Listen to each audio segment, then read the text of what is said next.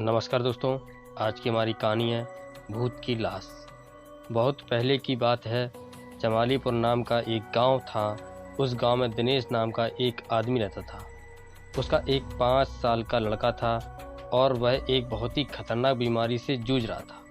उस समय गांव में अस्पताल की सुविधा बहुत कम हुआ करती थी, लेकिन जैसे तैसे करके उसका इलाज किया गया और काफ़ी इलाज करने के बाद भी वो जिंदा नहीं बच सका।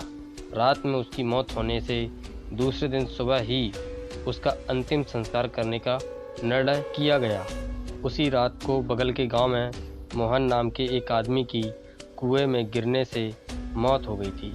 उसके घरवाले ने उसी समय उसका अंतिम संस्कार कर दिया और उसकी आत्मा इधर उधर भटकने लगी। दूसरी तरफ जब जमालीपुर में उस मृतक बच्चे को दफन करने के लिए जंगल की ओर ले जाने लगे, तभी उस बच्चे के शरीर में अजीब सी हलचल होने लगी और वो उठकर खड़ा हो गया।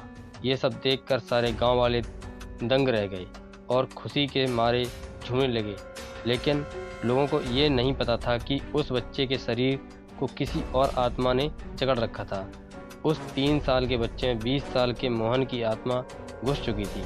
गांव वालों ने खुशी खुशी उसे घर लेकर आए, लेकिन वो बच्चा अपने घर आकर बहुत परेशान सा हो रहा था और एकदम चुपचाप रहता था। जब उसके घर वाले उसको खाना देते तो मना कर देता था और किसी से अच्छे से बात नहीं करता था। बहुत कोशिश करने के बाद थोड़ा सा खाना खा लेता था। एक दिन वो बच्चा अपने पिताजी के साथ बाजार जा रहा था। तभी थोड़ी देर बाद अचानक उस बच्चे को वो कुआं दिखाई दिया जहां मोहन की मौत हुई थी। उस बच्चे ने अपने पापा से इशारा करते हुए बताया कि ये मेरा घर है और ये कुआं भी। उसके पापा बोले, नहीं बेटा, ये हमारा घर नहीं है, हमारा घर तो उधर है। इतना कहकर वो उसको लेकर बाजार में चले गए। बाजार में संजू नाम का एक आदमी मिला जो मोहन के गांव का था। बच्चा जब संजू को देखा तो उसका नाम लेकर जोर से चिल्लाया। संजू दंग रह गया कि ये इतना छोटा लड़का मेरा नाम कैसे जानता है, और उसके पास गया और उस बच्चे से पूछा कि तुम मेरा नाम कैसे जानते हो। तब वो बच्चा सारी बात बताई और बोला कि जब मैं कुएं में गिरा तो मेरी मौत नहीं हुई थी, मैं जिंदा था, मेरी सांसें चल रही थीं और तुम लोगों ने मुझे जला दिया। मेरी आत्मा इधर उधर भटक रही थी। तभी मैं इस बच्चे के लाश को जाते हुए देखा और उसके शरीर में चला गया और तब से इसके साथ रहने लगा।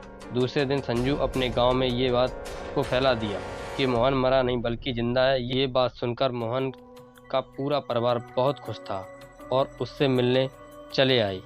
उस बच्चे ने अपने परिवार के एक एक व्यक्ति को पहचान लिया और वह अपने परिवार के साथ अपने गांव वापस चला गया। दोस्तों, ये थी हमारी आज की कहानी। दोस्तों, वीडियो को देखने आप पहली बार आए हैं तो चैनल को सब्सक्राइब करना बनता है और वीडियो को एक लाइक भी कर दें। आपको ये वीडियो कैसा लगा हमें कमेंट में अपनी राय भी दें और मिलते हैं ऐसे ही रोचक और धमाकेदार कहानी को लेकर अगली कड़ी में। तब तक के लिए नमस्कार, जय हिंद, वंदे मातरम।